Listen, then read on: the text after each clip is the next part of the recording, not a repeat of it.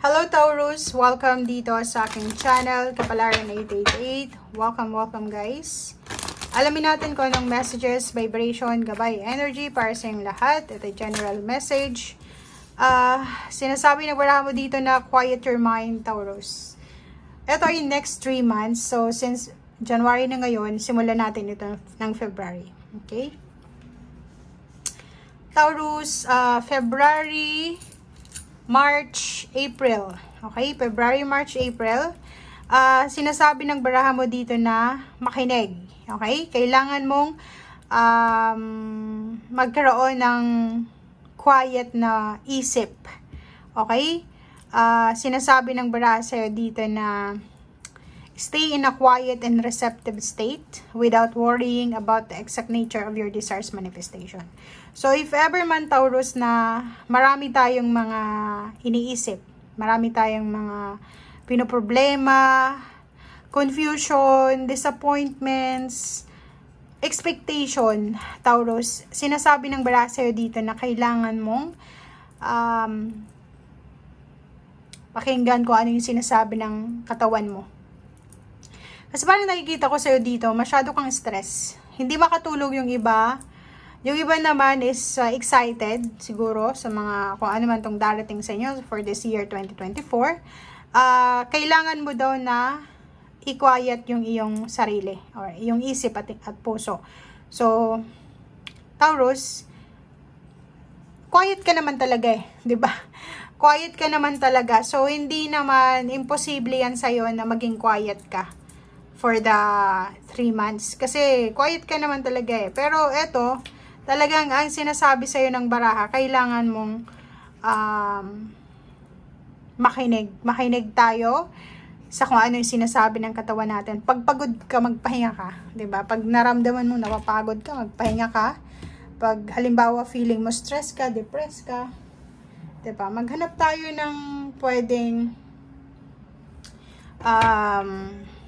alternatibo sa stress natin. Okay?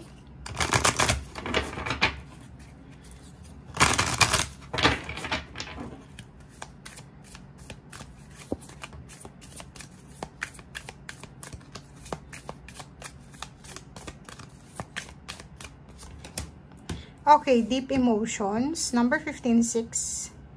Sabi ko na eh. Okay, Taurus.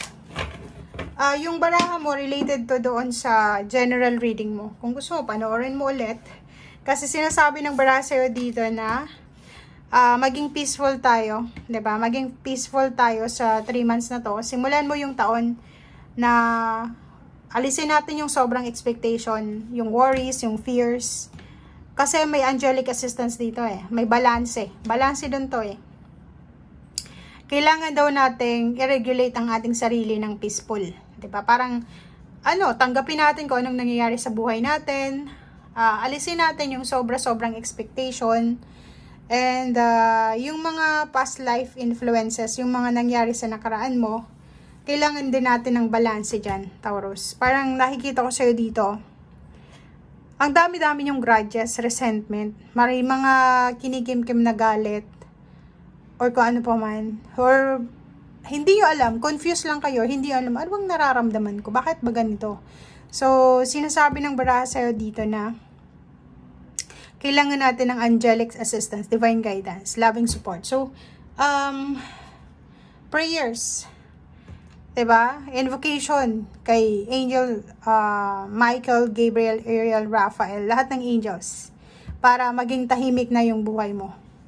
Kasi for the year 2023, masyadong maingay, masyadong magulo.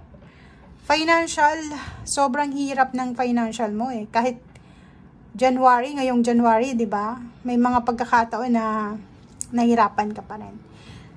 But for the next 3 months, February, March, April, sinasabi ng baraha na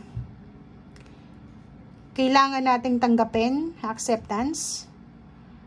Kung kailangan natin ng tulong, humingi tayo ng tulong sa Panginoon, sa mga tao sa paligid natin. Makinig tayo sa sinasabi ng ating puso. Patahimikan natin ang ating puso at isip. I-prioritize natin yung kalma sa ating buhay. Okay, Taurus?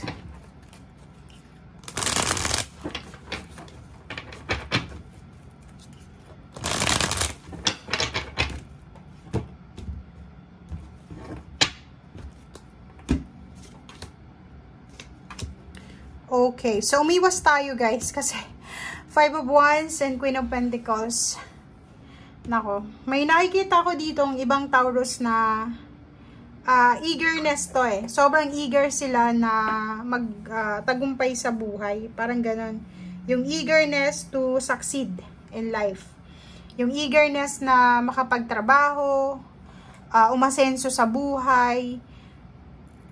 Ikalma mo lang yung sarili mo kasi for the next 3 months, pwede kang maka-encounter ng competition.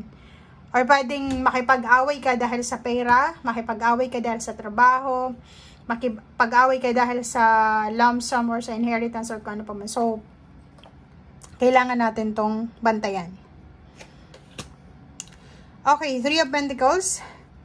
May iba sa inyo ditong magsisimulang mag-aral or pwedeng may magti-training. Pwedeng may mag-aaral na mag-drive ng sasakyan. Meron din ditong magre-research tungkol sa bansa na gusto nilang puntahan. Meron din ditong pag-aaralan yung susunod nilang steps or yung halimbawa gusto mong mag-improve yung position mo sa trabaho o yung business mo. Parang sinasabi na busy ka sa 3 months na to sa pagsasaliksik. So, Three of Pentacles, pinag-aaralan mo kung ano yung next move. Pinag-aaralan mo kung ano yung next project or pinag-aaralan mo kung ano yung next step natin. Okay? Pwedeng may offer din sa'yo na long distance travel or pwedeng ano ba yan? OJT? Parang gano'n. On job training. Conference or seminars. Four of Wands. Ang iba sa inyo dito, magpo-focus kayo sa inyong pamilya. Magpo-focus kayo sa security and stability ng foundation nyo. May iba sa inyo dito, magpo-focus kayo sa relationship nyo, girlfriend, boyfriend, sa kamag-anak, family, kung may anak ka na. Yun, same din dito, makinig ka sa sinasabi ng intuition mo sa next 3 months na to. May pagkakataon dito na makonfuse ka. So, bumalik ka dito sa intuition mo, 'di ba? So, if ever na makonfuse ka sa mga nangyayari sa paligid mo, Taurus, confusion, yun yung kailangan mong labanan. So, kung halimbawa man daw na may pagkakataon na feeling mo hindi resonated sa energy mo yung mga nangyayari sa ngayon, ihang mo muna, i-pause muna itong plano mo. Okay. Oh, 'di ba? So dito sinasabi ng baraha na for the next 3 months, ang focus mo is yung maging stable yung financial. Lalo na yung iba na walang savings, yung may savings pero pakunti na lang, sinasabi ng baraha na doon ka dapat mag-focus. Pag magtipid ka, bantayan mo yung expenses mo, parang ganun yung sinasabi ng baraha. Okay? And hindi ka naman masyadong affected sa current na financial struggle mo kasi naniniwala ka na maganda ang future na naghihintay sa'yo. Okay guys, thank you for watching. Bye!